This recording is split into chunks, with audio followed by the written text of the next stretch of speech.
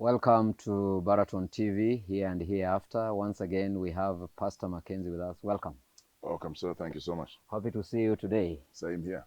Same here. We want to once again just understand you, understand your ministry, and in the process get everybody to learn a few things, to take home. Thank you, sir. Tell me something about your early days in ministry compared to now. What differences are you seeing, Great question. The early days, you're excited to finish the work. You get in, you're not thinking long term. You are just where you are. And now I think the other thing that has really changed is the confidence. The confidence in visioning as to where do I want to go in ministry wise, and what's my niche? What do I bring to the table? What do I contribute? So the earlier days, most things were done accidentally. Okay. Yeah. So now, you know that you need mentors, you need other people to pour into you, and you also need other people to pour into. So that's the major thing. So experience has made a difference. A big one. A big difference. A big one. Yeah. So what are some of the places you've pastored in this while? Great question. I mean, you haven't been many places. Fortunately, it's been I've done a lot of churches in Africa. Okay. In Zimbabwe, in particular, and then the United States. Okay. Yes. All right. And what are some of the places you've done evangelism? I know you do a lot of evangelism. Man, evangelism is it flows in my bloodstream. I love it. I love to see the light come on in the face of a human being, because the hope of God is dropped there. I've done countries I've done evangelism. I mean, you're talking of here in Africa, continents, Africa, Europe, and Australia, and where else have I been? Of course, Africa. I said Africa already, yeah. And there's a day I caught up with you in Germany. You did something there. We did a 2 weeks crusade in Munich, Germany. It was an amazing experience. Yes, sir. Wow. No, we are very grateful. I know the first time also we got to know each other is when you came to do evangelism in Kenya. Yes. Yeah. Yes. And you've done a lot of work at the University of Eastern Africa, Baraton. Yes, sir. And broken a record. Oh, Lord. We have a culture where we don't call speakers more than once. I'm humbled. And you are with us for the 4th time. Yes, sir. We want to thank God for your gifting. Thank God. Now, I just want to know, I know you've done a lot of work in evangelism. What are some of the principles we can learn? There are new evangelists, there are evangelists who are not achieving much, and they just want to know, how do you succeed, particularly considering that evangelism in America, where you are, evangelism in Africa, where you've been, evangelism in Australia, in Europe, may not be the same. But what are some of the principles we can carry? Okay. Yeah. What I've learned, Elder, is that as much as places may be different, the human heart's need is still the same. The same. Yeah, there's a question of relevancy. What you're telling me, how does this impact my life? Before, back to the earlier years and now, before it was an issue of getting the point across. Okay. Now it's an issue of building the whole being. The gospel is holistic, as you know. The head, the heart, and the hand. All of them are in there. So for me, the principles that I've seen is really, no matter what it is that you're teaching, no matter what doctrine you're teaching, it has to be practical. Okay. The person has to identify with it somewhere. And this is what Jesus used to do. So I just got something there that should not be missed, that in the earlier days, there is this interest just to pass the point. Yeah. We want to prove that the Sabbath is Saturday. That's it. And evangelism is done. 200 verses. 200 verses. Yeah. Genesis chapter 2. Yeah. Exodus chapter 20. All the way. Isaiah 58. All the way. Ezekiel chapter 20, Yes, 12. sir. And Yes, sir. you keep going. Then when you are through, you say you have done the will of God. Right. Whatever happened to them, I did my job. Whether the people have understood, whether they like it, you don't care. You have done the will of God. Yeah. But now it's more deliberate to discover that while the person needs to understand the Sabbath, Right. he also needs a blessing because he has a sick child. Right. Right. He also is struggling with a business that is coming up and needs support in that, being built up in the message. Yeah. so that the Yeah. message is holistic. It's holistic. And to add on to that, you know, for me, just in a nutshell, I think evangelism, one principle that I have in it is really empowering people to have a living, thriving relationship with God. So through it all, you know, all the 28, wherever you come from, how does this empower me to have a relationship with God? Because everything is doable when you have it. And God wants a relationship, by the way. Yes. You know, not just a head knowledge of things. He wants you to experience him in the process. So, you know, for me, it's practical. It has to be practical. It has to be relevant. And it has to be biblical, Elder. Where is it in the text? People want to know that. Biblical. Yeah, practical, relevant, and biblical. Yeah, where is it in the text? Yeah. Because I think many of us, we have it biblical. Yeah. We have the verses. Yeah, we have the verses. We can pull chapters from Spirit of Prophecy, Ellen G. White. But sometimes it's not relevant. And sometimes it's not practical. Yeah. It's not doable. Right. And so there should be a mixture of all these. And, you know, missing that one little piece of it is what they say, you know, when you say H2O, we know that's water. Yes. But if you say HO, because you missed the two, that's a dangerous gas. It'll take you out. Yeah. So that one element of it, of saying, yeah, I hear what you're saying, but how does this thing apply in my life? Or how can I, you know, put it in my life? So at the end of the day, the gospel changes people's lives. It makes their lives better here and now whilst they're focusing on the coming. So it's a different approach now. And you notice in Europe, when you use those principles, you can go anywhere and you'll meet the human heart. Thank you so much. Now, let's say something about leadership. Yes, sir. For the length of time I've known you, you are also keen on issues of leadership. Yeah, extremely. And I also think leadership is critical. It is.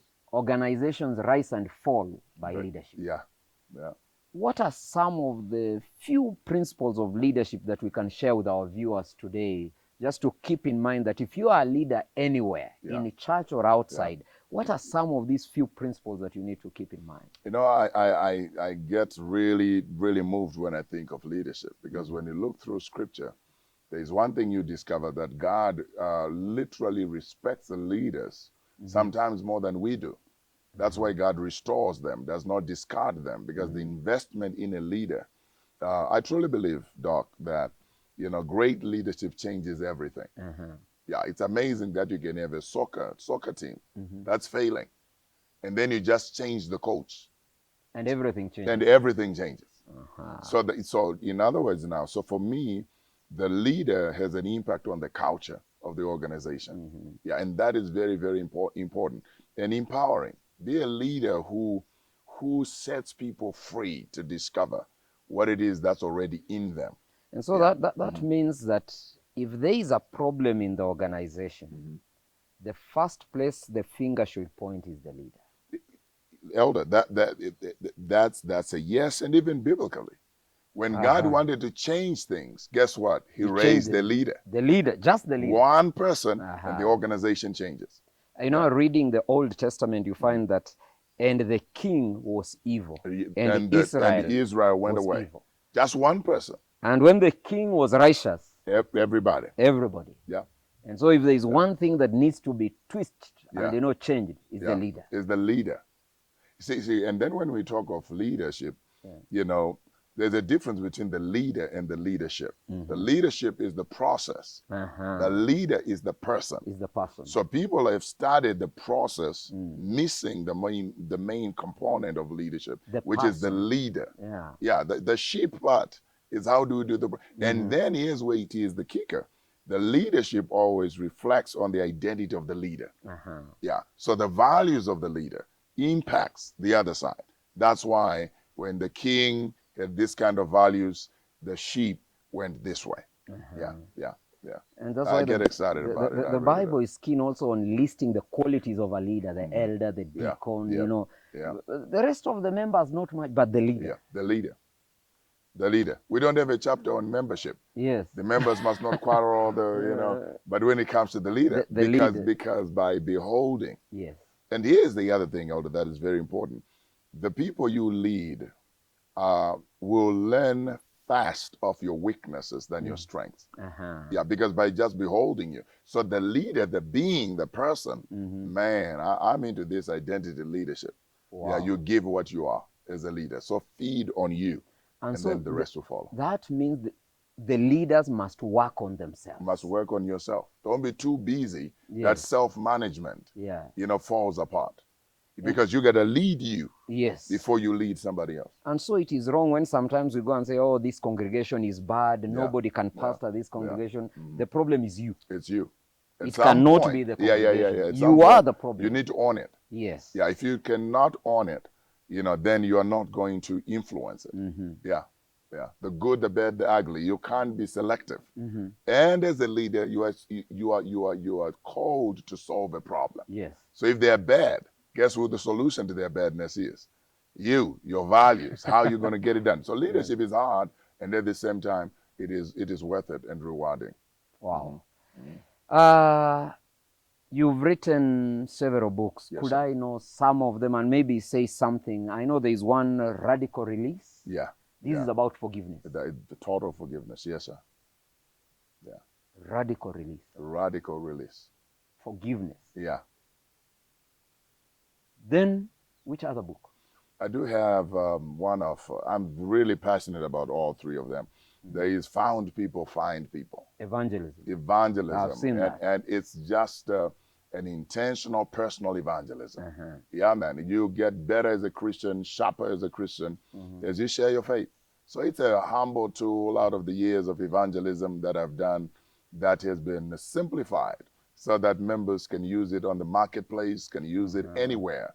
You can have a meeting of 14 days if someone is willing to give you 10 to 15 minutes a day. And then there's this other interesting book, Bad News. Yes. Won't change my mind. That's my first child. Bad news changes people. Yeah, it does. But now the book says bad news won't change my mind. Yes, sir. Because you can't avoid bad news. No, you can't. It comes without being invited. And the more productive, competent you become, yes, the more bad news becomes your partner. And so bad news will always come. Will always come. If you learn to rise above the bad news, you make it. You can't control bad news. But you can control your response. Your mind, yeah. Wow. Yeah. Oh, thank you so much. So Bad News is a practical, inspirational, motivational book. And then Radical Release is literally a subject that we're dealing with. In knowing that you can, here's what I believe. There's a philosophy for the book. You can forgive everyone for everything, every time, when you know better. Because it's for you.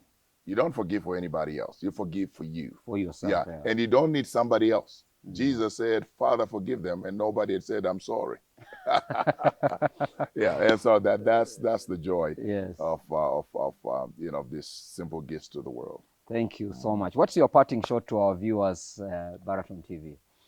I'm so excited and looking forward to the future of this empowerment ministry that we have. And God has so much more for you. Somebody once said the best is yet to come. And I'm really excited about where we're going and excited about your life, because Baraton TV is out here to invest in you. You are the reason we exist. Write us, email us, just for encouragement or questions. But we are here to just join your already moving life, to just make it brighter and better.